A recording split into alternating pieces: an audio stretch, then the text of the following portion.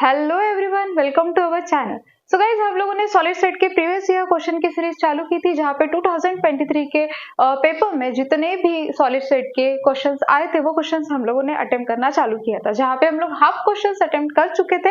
आज हम लोग उसके आगे की सीरीज के लिए ही बढ़ने वाले। होप सो आपको लास्ट वीडियो में जितने भी क्वेश्चन अटेम्प्ट हम लोगों ने किए थे वो समझ में आए होंगे।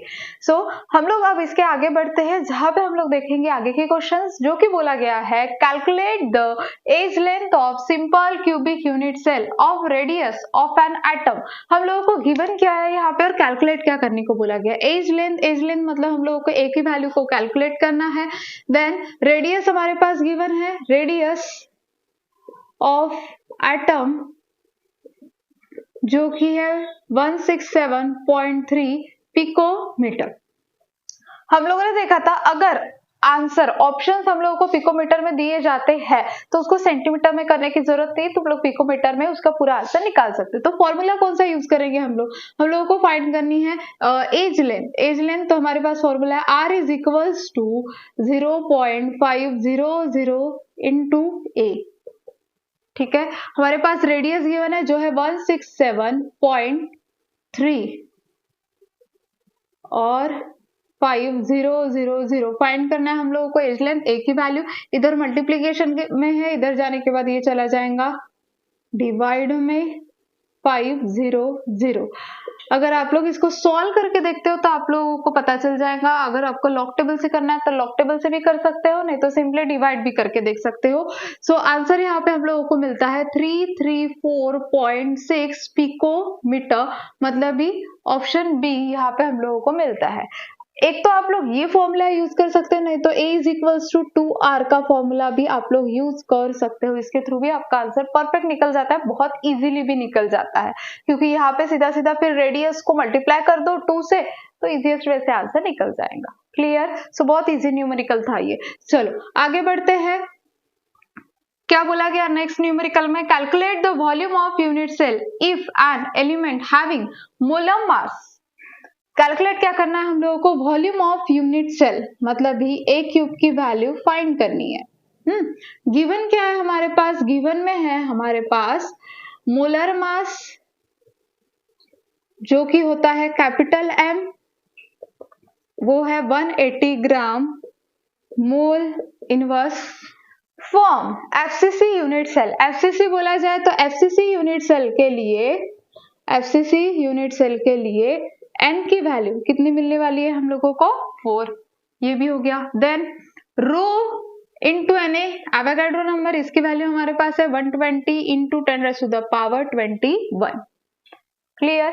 फॉर्मूला कौन सा अप्लीकेबल करेंगे? So rho is equals to m into n a cube into Na। Molar mass हमारे पास गिवन है, मोलर मास है हमारे पास 180। कौन सी वैल्यू फाइंड करनी है हम लोगों को? ए क्यूब की वैल्यू। ए क्यूब की वैल्यू फाइंड करनी है तो हम लोग क्या करते हैं? ए क्यूब को इधर ले लेते हैं, a cube m into N upon rho को इस वाले साइड पे ले लेते हैं, रो इंटू Na। ठीक है, अब मोलर मास की वैल्यू पुट करते हैं। मोलर मास हम लोगों को कितना दिया गया है? 180। n की वैल्यू है 4, रो इंटू ए क्यूब की वैल्यू है हमारे पास 120 इंटू 10⁻21। क्लियर? चलो इसको लॉग टेबल के हिसाब से सॉल्व करते हैं। लेते हैं लॉग ऑफ 180 एंड इधर लेते हैं लॉग ऑफ 4। तो लॉग लेते हैं लॉग ऑफ 180। सबसे पहले तो कैरेक्टरिस्टिक कितना मिलेगा यहाँ पे हम लोगों को? 2। तो 18 का 0 में 18 का 0 में है 2553। आप लोग डायरेक्ट भी सॉल्व करना होगा तो वो भी कर सकते हो। 40 का 0 में है 6021। मल्टीप्लीकेशन है मतलब करेंगे एडिशन, यहाँ पे मिल जाएगा 47582। देन लॉग लेंगे लॉग ऑफ 120, इसको करेंगे हम लोग यहाँ से सब्सट्रैक्ट, क्योंकि डिवाइड में है वो। 12 का 0 में, तो 12 का 0 में 0792 तो 279 कैरी 1 5 6 7 8 7 7 और यहाँ पे 0। तो 77 का 8 में देखते हैं। 77 का 8 में जो है 5998। क्या देखना है आप लोगों को? एंटी लॉग 5998 और 2 में मीन डिफरेंस है 3। सो यहाँ पे हम लोगों को अप्रोक्सीमेट आंसर 6001। तो एक बार चेक कर लेते हैं, इसका आंसर करेक्ट है 6001। सो ए क्यूब का आंसर हम लोगों को यहाँ पे मिलेगा। देखो कैरेक्टरिस्टिक कितना है? 0, 0 + 1, तो एक डिजिट के बाद डेसिमल पॉइंट 001। अब यहाँ पे एक प्रॉब्लम ऐसी जा सकती है 1 to 10⁻⁻, ये जो ऑप्शन है यहाँ पे दिया गया है 10⁻⁻23। शायद से ये ऑप्शन ही रॉन्ग है, मतलब 6.0 हमारा आंसर करेक्ट आ रहा है, बट 10⁻23 यहाँ पे नहीं चाहिए, यहाँ पे चाहिए था 10⁻21। ठीक है, तो ये यहाँ पे थोड़ी मिस्टेक आ रही है, तो ठीक है वो ऑप्शन में ही कुछ ना कुछ प्रॉब्लम होगा। तो इसका करेक्ट आंसर रहने वाला है 10⁻⁻21। क्लियर? ठीक है, तो इजीएस्ट वे से हम लोग इस हिसाब से आंसर निकाल सकते हैं। क्लियर? तो ये तो हो गए दो। चलो अब आगे बढ़ते हैं। इसके आगे पहले तो रेडियस का एक तो कंफर्म रहता है कि आप एक तो रेडियस निकालने के लिए आपको पूछा जाएगा, नहीं तो एज लेंथ और नहीं तो volume of the unit cell. अब बहुत सारे लोगों को volume of the unit cell में कंफ्यूजन आता है, ए क्यूब बोला गया तो volume of the unit cell इसका क्यूब करना है क्या? नहीं, आप लोगों को volume of the unit cell का फॉर्मूला ए क्यूब, तो सिंपल सा ए क्यूब निकाल के आप लोगों को यहाँ पे छोड़ देना। क्लियर? चलो तो जल्दी से आप लोग इसका स्क्रीनशॉट ले लो, हम लोग आगे बढ़ते हैं।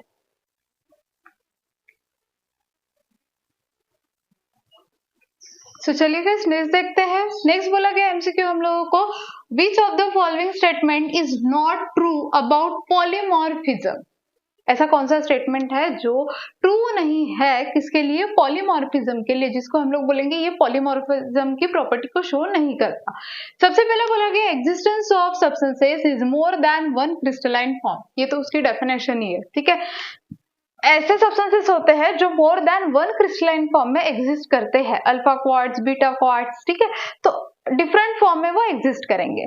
Polymorphism occurring in element is called allotropy. ये भी परफेक्ट है। पॉलीमॉर्फिज्म को हम लोग क्या बोलते हैं? एलोट्रोपी बोलते हैं। Polymorphism forms of a substances are formed under the different conditions में ये फॉर्म होते हैं। The crystal shape of polymorphic substances are identical to each other. Crystal shape identical रहते हैं, ऐसा हो सकता है क्या? अगर हम लोग बोल रहे हैं जैसे कि फॉर एग्जांपल कार्बन के थ्रू बनने वाले कुछ सब्सटेंसेस है, डायमंड है, ग्राफाइट है, अब हर एक का शेप सेम है क्या? वो क्रिस्टल स्ट्रक्चर सेम शेप में ऑकर्ड हो रहे हैं क्या? नहीं। तो इसलिए हम लोग बोलेंगे कि डी ऑप्शन जो है वो क्या रहना चाहिए? इसके लिए करेक्ट रहना चाहिए कि which of the following statement is not true about polymorphism. The crystal shape of polymorphism substances are identical to each other. Clear? ये कैसे होते हैं? एक दूसरे को आइडेंटिकल होते नहीं है, इसलिए हम लोग पॉलीमॉर्फिज्म के लिए इसको एप्लीकेबल कर रहे हैं। क्लियर? चलो अब जाते हैं आगे। 15 नंबर का देखते हैं। न्यूमेरिकल है, बोला गया है find the radius of metal atom. Find the radius of metal atom in BCC unit cell having edge length 450 picometre. हम लोग को ऑप्शन दिए गए, एक है 225.04 पिकोमीटर, बी है 194.85 पिकोमीटर, सी है 159.08 picometre and option D is 90.05 picometre. Clear? हाँ, बोला था क्या? देखो find the radius of metal atom. Find क्या करना है हम लोगों को? रेडियस फाइंड करनी है, रेडियस ऑफ मेटल एटम, मतलब ये हम लोगों को फाइंड करनी है आर की वैल्यू। बीसीसी यूनिट सेल बोला गया है, एज लेंथ हमारे पास गिवन है, एज लेंथ है 450 पिकोमीटर। सबसे पहले देखना आंसर पिकोमीटर में ही है, ऑप्शंस पिकोमीटर में है तो उसको पिकोमीटर में ही रखो। फिर फॉर्मूला कौन सा लगाओगे? सो फॉर्मूला हमारे पास R is equals to BCC के लिए कौन सा है 0.4330 इंटू A। मैंने आप लोगों को फर्स्ट वीडियो के अंदर ही सब फॉर्मूले बता दिए थे कि कौन से फॉर्मूले आपके लिए यूजफुल है ये सारे एमसीक्यू को सॉल्व करने के लिए। सो BCC के लिए R is equal to 0.4330 into A।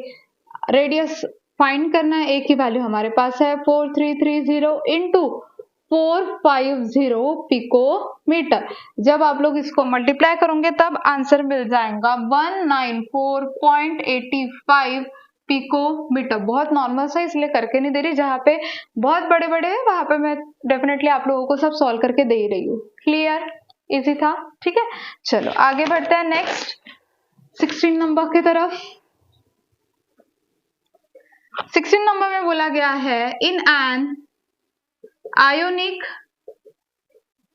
Crystalline solid atoms of element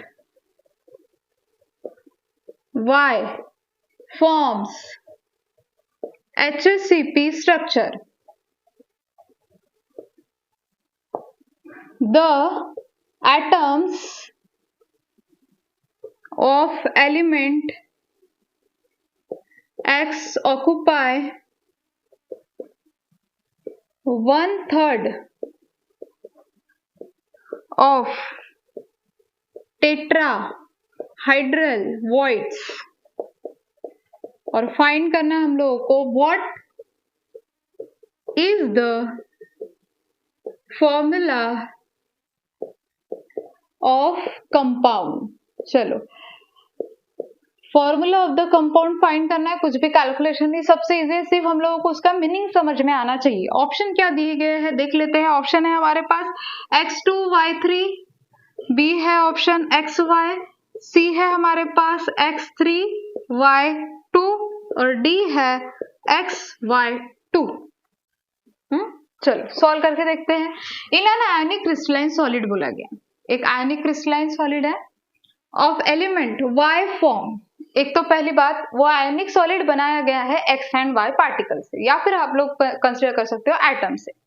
Y form HCP structure. Y जो है वो कौन सा स्ट्रक्चर फॉर्म कर रहा है गाइस? HCP structure. चलो तो लिख लेते हैं जो हमारे पास गिवन है। गिवन है हमारे पास atoms of element Y forms HCP structure. मतलब ही Y इज इक्वल्स टू कितना मिलेगा हम लोगों को 1। उसके बाद the atoms of element X, atoms of element X occupy 1/3 of tetrahedral voids बोला गया है। अब हम लोगों को दो वॉइड्स मालूम है, एक है टेट्राहाइड्रल वॉइड्स और दूसरा है ऑक्टाहाइड्रल वॉइड्स। टेट्राहाइड्रल वॉइड्स में नंबर ऑफ एटम्स हम लोग कितने कंसीडर करते हैं 2n, मतलब हम लोग को यहाँ पे इज इक्वल्स टू देना पड़ेगा 2n। बट x एटम कैसा ऑक्युपाई कर रहा है 1/3 ऑफ टेट्राहाइड्रल वॉइड्स है, और टेट्राहाइड्रल वॉइड्स का फॉर्मूला है 2n, मतलब x इज इक्वल्स टू मुझे क्या मिलेगा 2/3। क्या मिलने वाला है 2/3। 1/3 बोला है, 1/3 टेट्राहाइड्रल वॉइड्स मतलब है 2n, 2/3। सो अगर मैं इसका रेशियो लेती हूँ x इज टू y तो मुझे क्या मिलने वाला है, x तो मेरे पास कितना है 2/3, y कितना है 1। चलो तो इधर भेज देते हैं 2:3 मतलब भी x2y3। क्या मिलेगा हम लोगों को फॉर्मूला x2y3। सो अगर यहाँ पे x2y3 फॉर्म हो रहा है मतलब कौन सा ऑप्शन करेक्ट है यहाँ पे 16 के लिए हमारे पास ए ऑप्शन बिल्कुल करेक्ट है। क्लियर?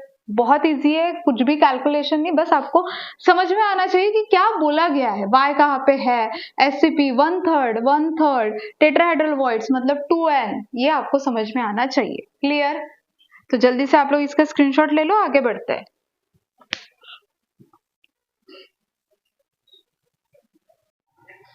सो चलिए गाइस नेक्स्ट देखते हैं नेक्स्ट है calculate the volume of unit cell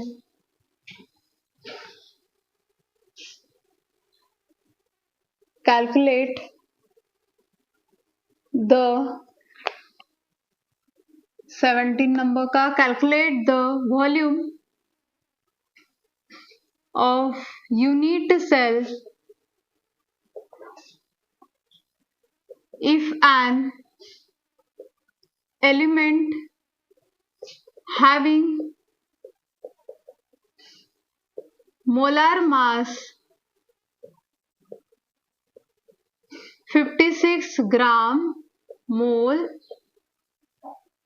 L that forms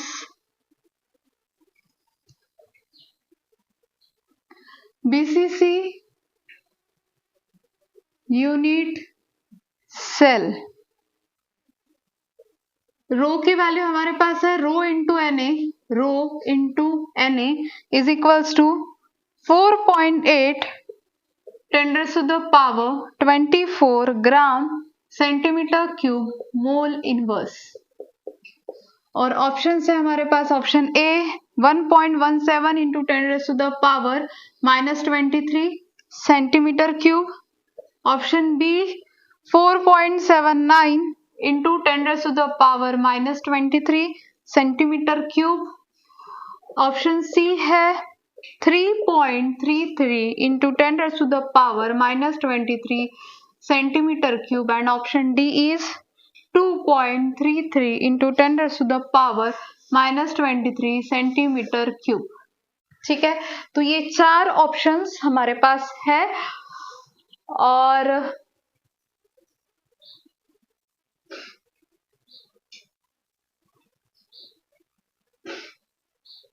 चलो तो सॉल्व करते हैं इसको। Calculate the volume of unit cell if an element having molar mass. हमारे पास गिवन है मोलर मास कैपिटल एम की value 56 gram mole L inverse. उसके बाद बोला गया है दैट फॉर्म बीसीसी मतलब एन इज इक्वल्स टू 2। चलो फाइंड करना है ए क्यूब की वैल्यू, अभी हम लोगों ने फाइंड किया था। नॉर्मल सा फॉर्मूला क्या है, rho is equals to M into N A cube into N A. हम लोगों को ए क्यूब की वैल्यू फाइंड करने, तो ए क्यूब को इधर भेज देते हैं, M into N rho into N A. So capital M की वैल्यू है 56, एन की है 2, देन रो की वैल्यू कितनी है हमारे पास, ये है 4.8, रो इंटू एन ए की 4.8 इंटू 10⁻24। सो 56 इंटू 2 करते हैं यहाँ पे 12, 112, 4.8 इंटू 10⁻24। सो 56 इंटू 2, हाँ करेक्ट है 112। जब आप लोग इसको सॉल्व करोगे तब आंसर जो हम लोगों को मिलने वाला है वो है 2.33 इंटू 10⁻⁻23 सेंटीमीटर क्यूब। एक तो आप लोग लॉग टेबल से सॉल्व करो, नहीं तो डायरेक्ट उसको डिवाइड करो, जैसा आप लोगों को बेटर लगता होगा उसके हिसाब से आप लोग कर सकते हो। क्लियर? ठीक है, तो ये एक हो गया। चलो आगे बढ़ते हैं नेक्स्ट 18 नंबर के तरफ। व्हाट इज, क्या बोला गया 18 में, देखते हैं। What is total number of crystal system associated with 14 Bravais lattices। Option है हमारे पास ए 7, बी दिया गया है हम लोगों को 14, सी है 1 और डी दिया गया है 3। और पूछा गया है what is the total number of crystal system. Total Bravais lattices कितने होते हैं 14, उसके अंदर कितने, what is the total number of crystal system. Crystal system कितनी होती है, तो कितनी होती है टोटल क्रिस्टल सिस्टम 7। कितनी होती है 7।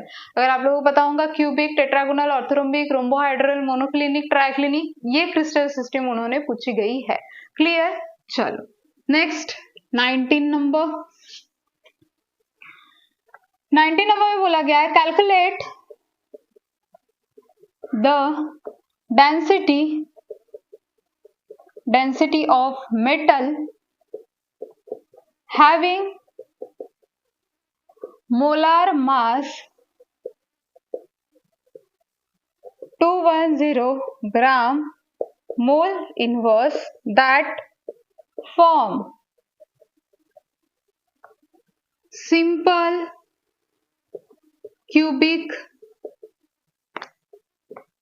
unit cell in bracket A cube is equals to 21.5 centimeter cube mole L इनवर्स। ऑप्शन है हमारे पास A 9.77 gram centimetre cube, option B है 7.15 ग्राम पर सेंटीमीटर क्यूब, सी है 8.12 ग्राम पर centimetre cube and option D है 6.94 ग्राम सेंटीमीटर क्यूब। ठीक है, तो चलो सॉल्व करते हैं इसको। लॉग टेबल के थ्रू ही सॉल्व करना होगा हम लोगों को। कैलकुलेट द डेंसिटी, डेंसिटी का फॉर्मूला है हमारे पास rho is equals to m into N A cube into N A. Calculate the density of metal having molar mass, क्या गिवन है, मोलर मास कितना है 210।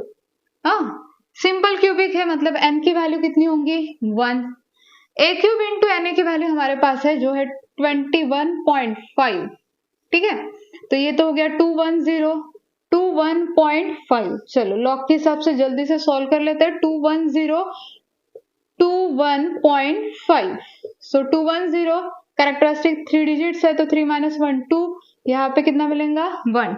21 का 0 में देखते हैं लॉग टेबल में, 21 का 0 में है 3 2 2 2।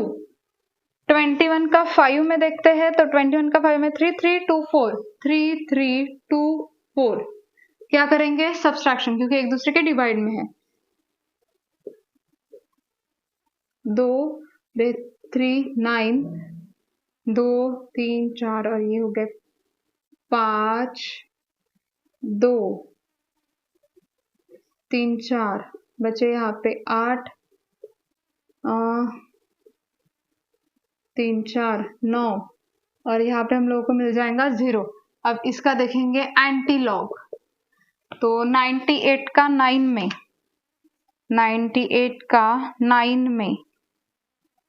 9750 9750 और 8 में मेन डिफरेंस है 18 8 6 9 7 6 8।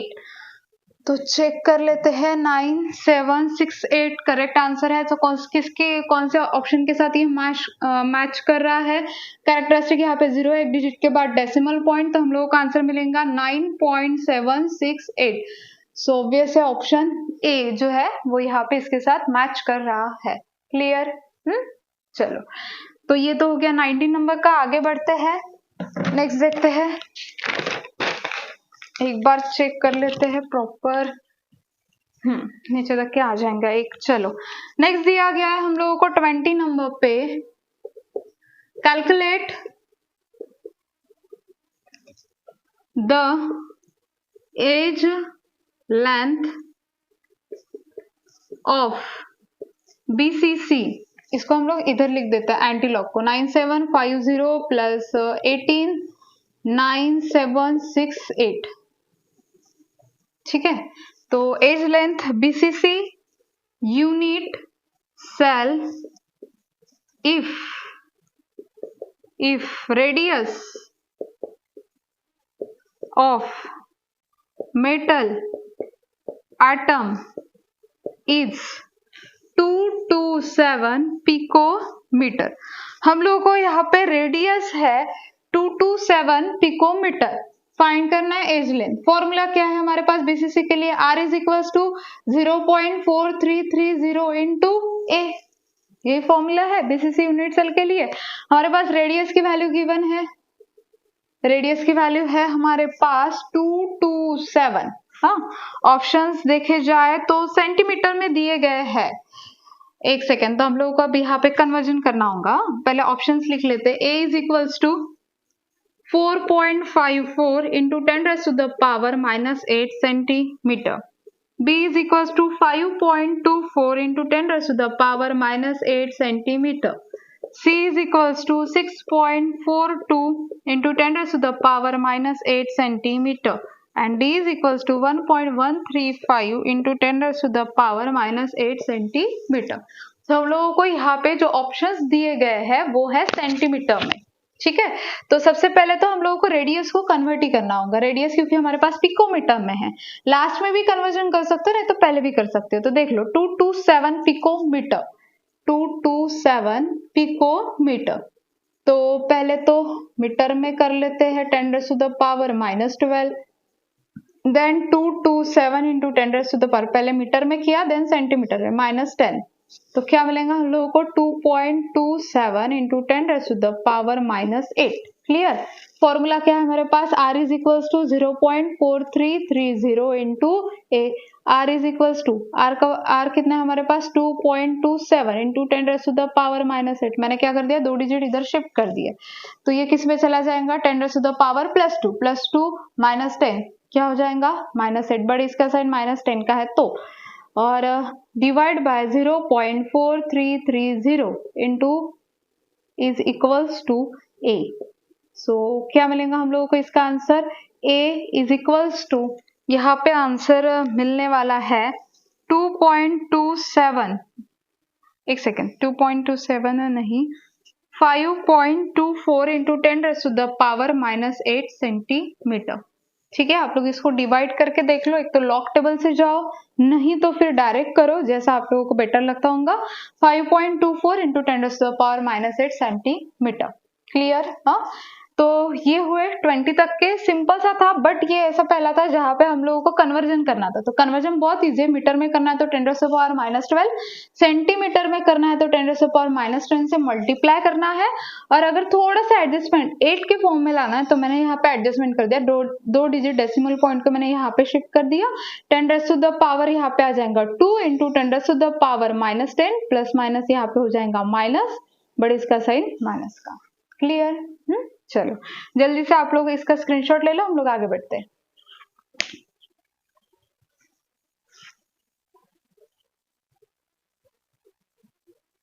तो चलिए गाइस नेक्स्ट देखते हैं हम लोग, जहाँ पे नेक्स्ट है हमारे पास 21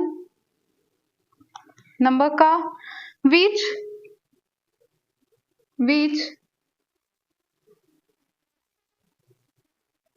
which from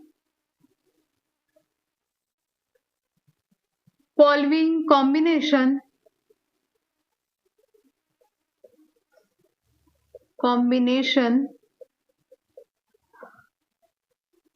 is an example for construction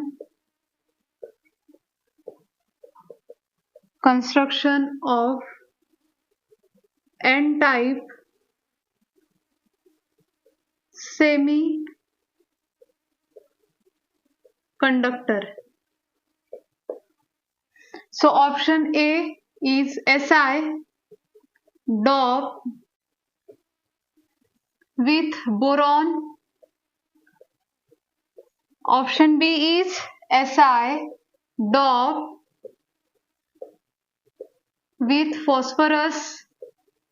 Option C is Si doped with Ga, and option D is Si doped with indium IN.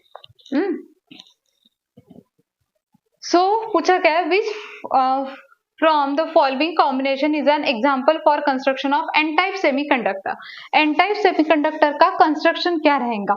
सबसे पहली बात, अगर हम लोग n-type semiconductor की बात करते हैं तो ऐसा है, हमेशा डॉप होता है, डॉप विथ ग्रुप 15 एलिमेंट। किसके साथ डॉप होता है, ग्रुप 15। हाँ, अगर यहाँ पे हम लोग बोरॉन, गैलियम एंड इंडियम, इन तीनों की अगर बात करते हैं तो ये ग्रुप 15 के तो एलिमेंट ही नहीं है। ठीक है, तो ग्रुप 15 एलिमेंट में कौन जाने वाला है, तो option B that is phosphorus.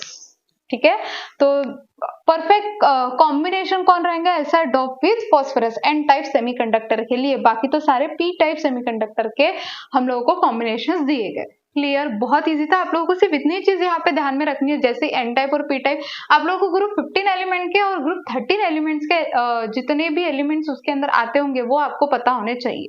हाँ, सो ग्रुप 15 के अंदर आने वाले एलिमेंट्स ज्यादातर उनके जो वैलेंस इलेक्ट्रॉन रहेंगे वो 5 रहेंगे, ठीक है, और उनके वैलेंसी 3 आएंगे, तो उसके हिसाब से भी आप लोग ध्यान में रख सकते हो। क्लियर, चलो आगे बढ़ते हैं, लेते हैं 22 नंबर का क्वेश्चन। बोला गया है कैलकुलेट, फिर से एक बार, edge length, calculate the edge length of unit cell of metal which crystallizes to BCC structure। उसी के साथ साथ हम लोगों को यहाँ पे गिवन है radius of metal atom. Radius हमारे पास गिवन है जो है 173 पिकोमीटर। ऑप्शंस देख लेते हैं क्या क्या है। Option number 1 5.01 into 10⁻⁻8 centimetre. So centimetre में ऑप्शन है तो ऑब्वियस सी बात है यहाँ पे कन्वर्जन आने ही वाला है। 4.0 into 10⁻⁻8 centimetre. Option C is 4.5 into 10⁻⁻8 centimetre and option D is 5.5 into 10⁻⁻8 centimetre. Clear, तो रेडियस हम लोगों को दिया गया 173 पिकोमीटर में। किसमें गिवन है हम लोगों को रेडियस? पिकोमीटर में। Calculate the edge length of unit cell of metal. Calculate क्या करना है? Edge length of metal which crystallises to BCC structure. BCC structure के लिए क्रिस्टलाइज हो रहा है। R is equal to 173 picometre बोला गया। पहले तो इसका कन्वर्जन कर लो 10⁻⁻12, then R is equals to 173 into 10⁻⁻10 और उसके बाद 1.73 into 10⁻⁻8। BCC के लिए फॉर्मूला है R is equals to 0.4330 into क्या है हमारे पास? A। एज लेंथ फाइंड करना है। R के value 1.73 into 10⁻⁻8 divide by 0.4330 into is equals to A। Clear, तो आप लोगों को इसका आंसर मिल जाएगा अगर आप लोग डिवाइड करते हो तो B 4.00 इंटू 10⁻⁻8 सेंटीमीटर। बहुत इजी है, ज्यादा कुछ टफ है नहीं। सो A इज इक्वल्स टू हम लोगों को यहाँ पे मिलने वाला है 4.00 इंटू 10⁻⁻8 सेंटीमीटर। क्लियर, चलो नेक्स्ट देखते हैं। 22 के बाद आ रहा है 23। क्या बोला गया देखते हैं। What is the total number of Bravais lattice। अब देखो, पहले पूछा गया था Bravais lattice के अंदर total number of crystal atom. अब बोला गया what is the total number of Bravais lattices present for different crystal system।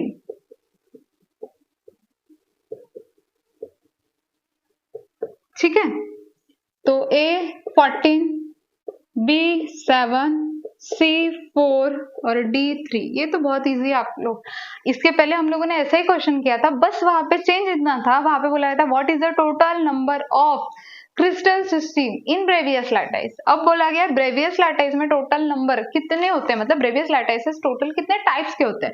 सो हमारे पास ऑप्शन तो बहुत इजी है जो कि है 14। ठीक है, चलो नेक्स्ट 24 नंबर का।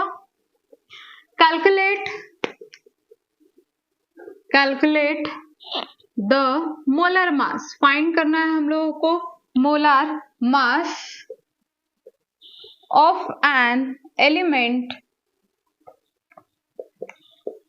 with density 2.7 gram per centimeter cube that forms that forms FCC structure और हमारे पास वैल्यू है a cube into Na is equals to दिया गया है 40 सेंटीमीटर क्यूब मोल इनवर्स और ऑप्शन ए है हमारे पास 112 ग्राम मोल इनवर्स, बी है 54 ग्राम मोल इनवर्स, सी है हमारे पास 27 ग्राम मोल इनवर्स, डी है हमारे पास 78 ग्राम मोल इनवर्स। ठीक है, चलो तो स्टार्ट करते हैं कैलकुलेट करना। कैलकुलेट क्या करना है? Calculate the molar mass of an element. Capital M की वैल्यू फाइंड करनी है विथ डेंसिटी रो मेरे पास गिवन है जो कि है 2.7 ग्राम पर centimetre cube. It form FCC structure, FCC बोला जाए तो n is equals to 4। A cube N N की वैल्यू गिवन है, चलो वही फॉर्मूला यूज करते हैं, rho is equals to m into N upon a cube into N A. तो हमारे पास रो की वैल्यू तो गिवन है जो है 2.7 है, तो पहले तो जिसको फाइंड करना है ना उसके हिसाब से फॉर्मूला बना लेते हैं हम लोग। m इज इक्वल्स टू इधर आ जाएगा rho into a cube into N A upon N, तो रो की वैल्यू है 2.7, a cube into N A कितना दिया हमारे पास 40 और n इज इक्वल्स टू कितना है हमारे पास 4, तो 2.7 इधर डिवाइड कर देते हैं 10, तो कितना मिलेगा हम लोगों को 27। चलो तो आंसर देख लेते हैं। करेक्ट है आंसर 27 ग्राम पर मोल, 27 ग्राम मोल इनवर्स। क्लियर? चलो तो यहाँ पे 24 तक के हमारे न्यूमेरिकल्स हो चुके हैं, बस अब लास्ट के 2-3 ही बाकी है। बट आपको इसके थ्रू टाइप समझ में आ रहा है कि कैसे क्वेश्चंस आप लोगों को पूछे जाते हैं। और देखा जाए तो सॉलिड स्टेट के इसी पोर्शंस में से जैसे आप लोगों को प्रीवियस ईयर क्वेश्चन दिए गए उसी के हिसाब से आते हैं। चलो तो जल्दी से आप लोग इसका स्क्रीनशॉट ले लो, आगे बढ़ते हैं हम लोग।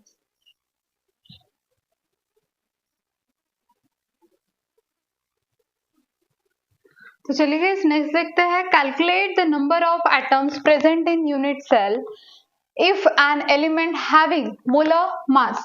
हम लोगों को मोलर मास दिया गया है 23 ग्राम मोल इनवर्स। n की वैल्यू कैलकुलेट करनी है, number of atoms present in unit cell बोला गया मतलब n की वैल्यू फाइंड करनी है। रो भी हमारे पास गिवन है, रो है 0 डेंसिटी है 0.96 ग्राम सेंटीमीटर क्यूब। हमारे पास एक ही फॉर्मूला है, density rho is equals to m into N upon a cube into N A. तो हम लोग इसके वैल्यू को फाइंड करना है, तो n इधर लेके आ जाते हैं, rho into a cube into N A upon m। So n is equals to rho की वैल्यू है 0.96, हाँ a cube into N A इसके वैल्यू है 48 अपॉन मोलर मास हमारे पास है 23। सो n इज इक्वल्स टू, जब भी हम लोग इन पूरे टर्म को कैलकुलेट करेंगे तब शायद से हम लोग इसको लॉग टेबल के हिसाब से फाइंड करना पड़ेगा, शॉर्टकट से तो निकलेगा नहीं। तो लॉग लेते हैं, log of 0.96 then log of 48। चलो कैरेक्टरिस्टिक इसका आएगा 1 बार, इसका आएगा 1, 96 का देखते हैं 0 में कितना मिलता है हम लोगों को, तो 96 का 0 में 9823 देन 48 का 0 में, तो 48 का 0 में 6812, मल्टीप्लीकेशन है तो एडिशन 5 3 16 6, यहाँ पे 1 आ जाएगा। ठीक है, लॉग लेते हैं 23 का, क्योंकि यहाँ पे डिवाइड में है तो माइनस कर देंगे 1.23 का 0 में, तो 23 का 0 में 3617, सो 5 8 1 0 3 और यहाँ पे 0। अब इसका देखते हैं एंटी लॉग, अप्रोक्सीमेट आंसर मिलेगा। परफेक्ट तो यहाँ पे आना देखते कितना आता है, 30 का 1 में, तो ये आ रहा है हमारे पास 2000 और 8 में मेन डिफरेंस है 4। सो आंसर है हमारे पास, यहाँ पे लेते हैं इसका एंटीलॉग 2000 प्लस 4, तो 2004 कैरेक्टरिस्टिक 0 है, एक डिजिट के बाद डेसिमल पॉइंट, मतलब परफेक्ट आंसर है 2.004। किसके साथ मैच कर रहा है? ऑप्शन बी के साथ। क्लियर? बहुत इजी है, और लॉग टेबल के थ्रू तो और भी इजी हो जाता है। Then, which from the following metal has SCP crystal structure? ये शायद से हमारे बुक के अंदर इन्वॉल्व नहीं है, मतलब हम लोगों को SCP के क्रिस्टल के एग्जाम्पल्स वगैरह ये सारी चीजें नहीं गिवन है, ठीक है। बट फिर भी अगर आता है तो आप लोगों को यहाँ पे थोड़ा सा एनसीईआरटी, मतलब भी CBSE की जो 12th की बुक है वहां पे अगर आप लोग देखते हो तो इसके एग्जाम्पल्स आप लोगों को मिल जाएंगे। तो SCP क्रिस्टल स्ट्रक्चर, इसका एग्जाम्पल है Zn जो होता है वो हम लोगों को SCP क्रिस्टल स्ट्रक्चर शो करता है। Clear? Which from the following element exhibit ferromagnetic property? ये बहुत ईजी है, हम लोगों को डायमैग्नेटिक, पैरामैग्नेटिक एंड फेरोमैग्नेटिक इन सब की एग्जांपल्स जो है वो गिवन है, उसके सिवा तो और एक्स्ट्रा के एग्जांपल्स आप लोगों को पूछे नहीं जाने वाले, ठीक है।